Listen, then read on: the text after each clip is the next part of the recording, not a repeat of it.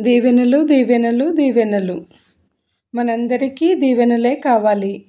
ప్రియమైన దేవుని శిలువ దీక్షాపరులారా, ప్రతి మనిషికి, ముఖ్యంగా క్రైస్తవులకు దీవెనలు, ఆశీర్వాదాలు కావాలి. వాటి కోసం ఎంతో ఆసక్తి పడతాము. దీవెనలు ఎవరు కోరుకోకుండా ఉంటారు? శ్రమలు వస్తాయంటేనే బాబోయ్ అని భయపడతాము. శ్రమలు ఎప్పుడూ రాకూడదని దేవుని ప్రార్థిస్తాము. ఒకవేళ శ్రమలో ఉంటే నేను శాపంలో ఉన్నానా? దేవుడు నన్ను ఎందుకు పరీక్షిస్తున్నాడని చింతపడతాము. శ్రమలు ఎదుర్కోవడానికి మనకు శక్తి సరిపోదు. సైతాను వదిలిపోడు. అందుకే యేసు రక్తమే మనకు జయము.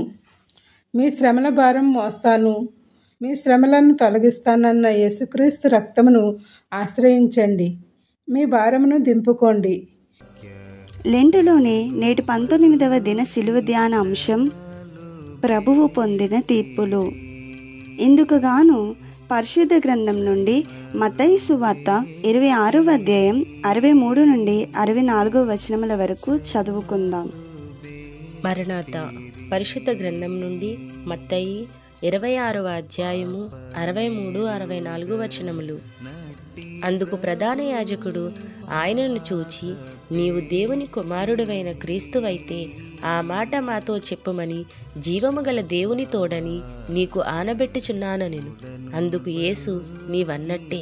ఇది మొదలుకొని మనుష్య కుమారుడు సర్వశక్తిని కుడిపార్శ్వమును కూర్చుండుటయు ఆకాశ మేఘారుడై వచ్చుటయు మీరు చూతురని చెప్పగా. ఆమేన్. ప్రార్థన. ప్రభువా, మా మీదికి రావలసిన 5 తీర్పులు తప్పించుకొనుటకు గాను నీవు తీర్పు పొందినావు గనుక అవి నాకు రాకుండా చేసినావు గనుక మాకు శిక్ష రాదు. నీకు వందనములు. ఇంకా ఎన్ని ఉన్నా తీర్పులు కూడా పొందినావు, మాకు అవి రావు.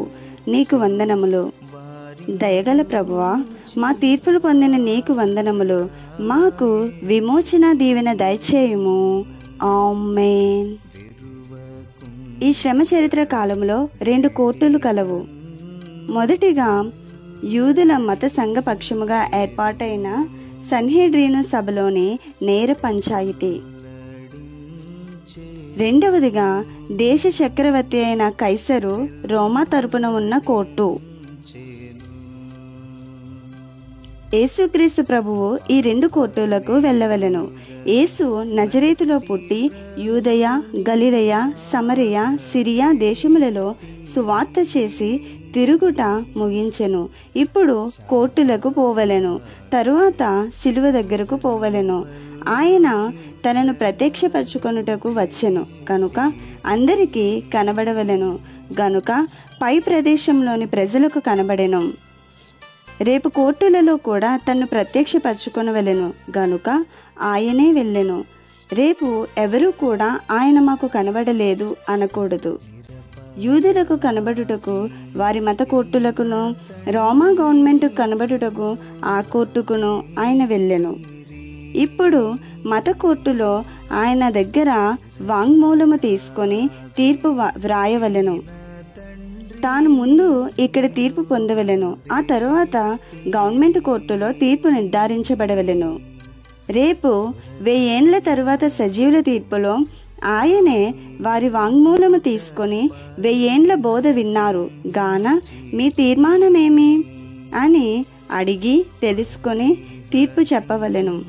ముందు కథ అయిన తరువాత తీర్పు, అలాగే ప్రభుని కథ అయిన తరువాత తీర్పు. ఎందుకు ఆయనకా తీర్పు? మనము పొందవలసిన తీర్పుల నుండి మనలను తప్పించుటకు ఆయనే ఆ తీర్పులు పొందెను.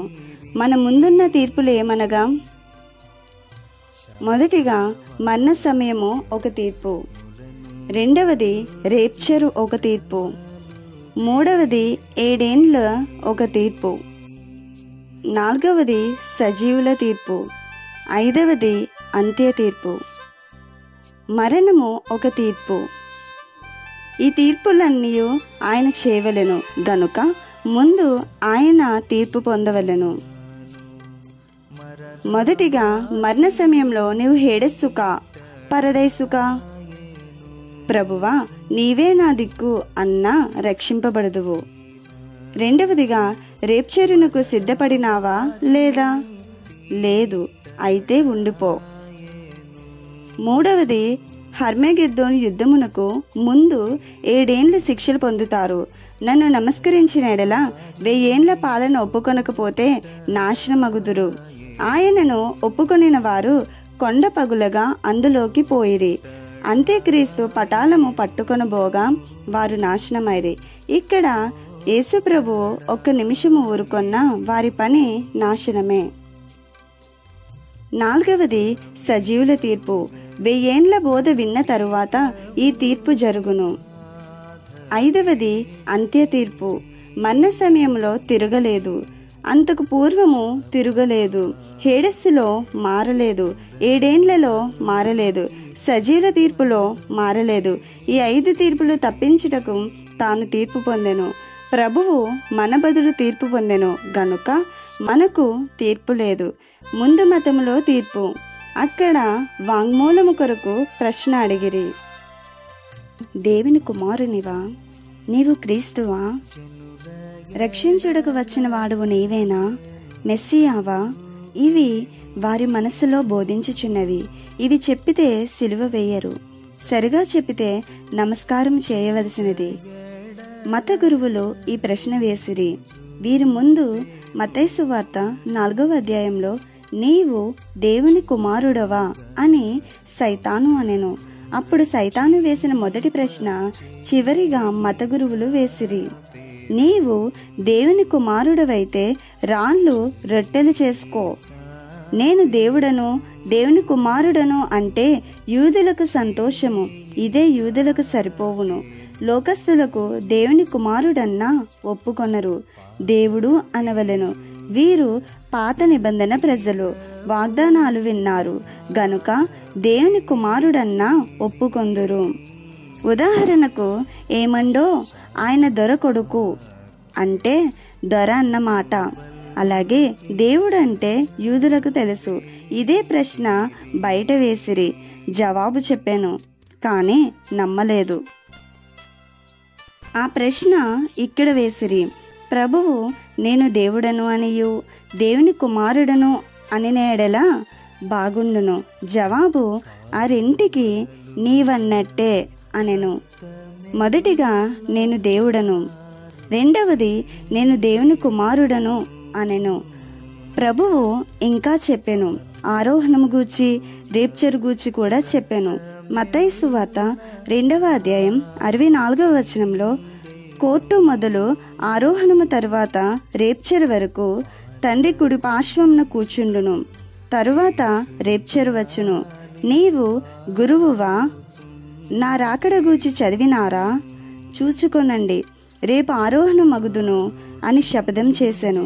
మీ కోర్టు శిలువ మరణము తప్పించుకొని మిమ్ములను తప్పించుకొని ఆరోహణమవుతాను, రేప్చెరులో వస్తాను అని సవాలు చేశాను.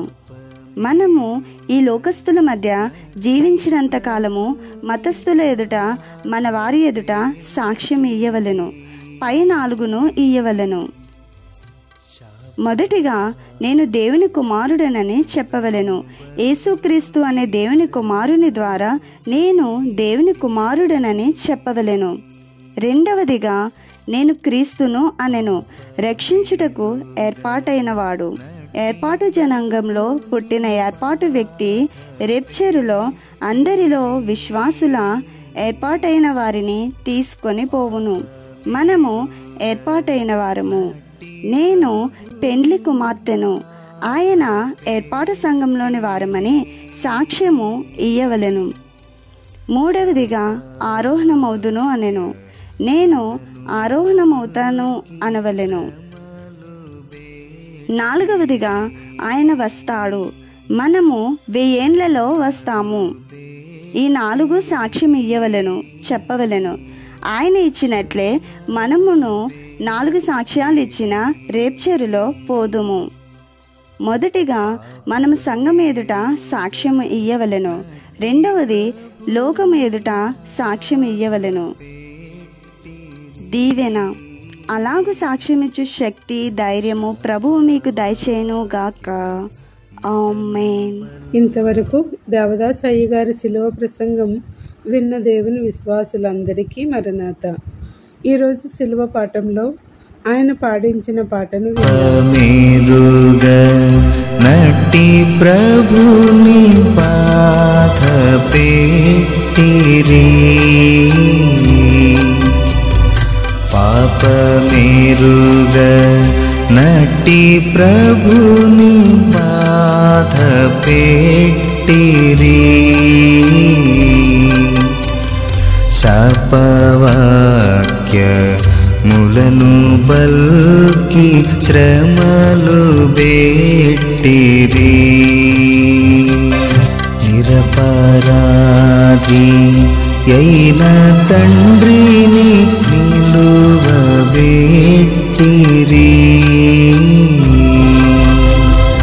నిరపరాధి అయిన తండ్రిని నిలువబెట్టిరి,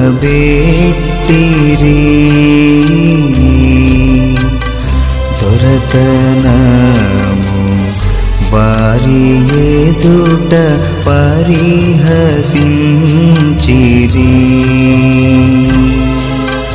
పరిహసించిరి,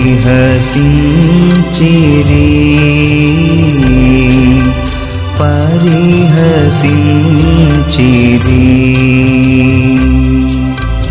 తిట్టినాను మరల వారిని తిట్టడాయెను,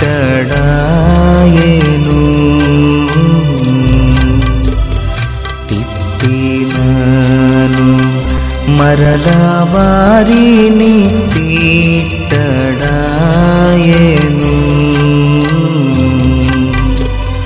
కొట్టినాను మరల వారిని కొట్టడాయెను,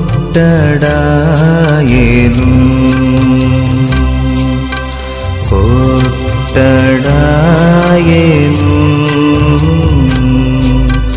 కొట్టడాయెను,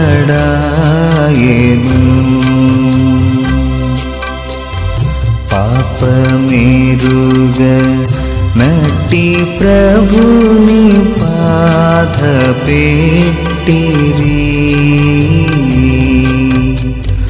శాపవాక్య ములను బల్కి శ్రమలు బెట్టిరి,